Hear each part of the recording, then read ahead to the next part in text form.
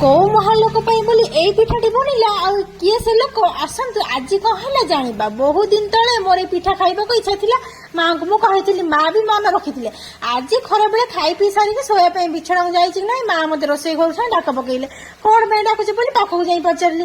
ଖାଇସାରିନି ଆଉ କିଛି କାମ କରିପାରିବିନି ମା, ମୁଁ ଏବେ ଶୋଇବି, 4ଟା ବେଳକୁ ଆଉ ଯାହା କାମ ରହିଲା କରିଦେବି।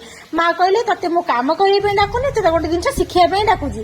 ଆଉ ତୁ ଶିଖିଥିଲେ ସମୟ ଆସିଲେ ତୁ ନିଜେ ବି କରିକି ଖାଇପାରିବୁ, ଆଉ ସବୁବେଳେ କଣ ଅନେଇକି ରହିଥିବୁ ତତେ କିଏ ଦବ ତୁ ଖାଇବୁ।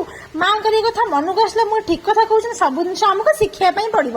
ତ ମାଙ୍କୁ ପଚାରିଲି, ମା ଏ ପିଠା ନାଁ କଣ, ଏ କି ପିଠା? ମା କହିଲେ ଏ ପିଠା ନାଁ କଣ ମୁଁ କହିବିନି, ତୁ ତ ସବସ୍କ୍ରାଇବର ମାନଙ୍କୁ ପଚାରେ, ସେମାନେ କମେଣ୍ଟ ବକ୍ସରେ ନିହାତି ଜଣେଇବେ। ଆଚ୍ଛା କହିଲେ ସାଙ୍ଗମାନେ, ଆପଣ ମାନେ ଜାଣିଛନ୍ତି ପିଠାର ନାଁ କଣ? କମେଣ୍ଟ ବକ୍ସରେ ନିହାତି ଜଣେଇବେ। ଯେତେବେଳେ ପିଠାଟି ମୋର ସନ୍ଧ୍ୟା ବେଳକୁ ହେଇକି ରେଡି ହେଇଗଲା, ମା ମତେ ଗରମ ଗରମ ପିଠା ଆଣି କାଟିକି ଦେଲେ ଖାଇବା ପାଇଁ ବୋଲି, ବାସ୍ ଚାହା ସହିତ ଏ ପିଠା ଖାଇବା ଟେଷ୍ଟ ତ ବହୁତ ହି ବଢିଆ ଥିଲା। ଆପଣ ମାନେ ଘରେ ବନାନ୍ତୁ, ଖାଆନ୍ତୁ, ଆଉ କମେଣ୍ଟ ବକ୍ସରେ ଜଣାନ୍ତୁ ପିଠାଟି କେମିତି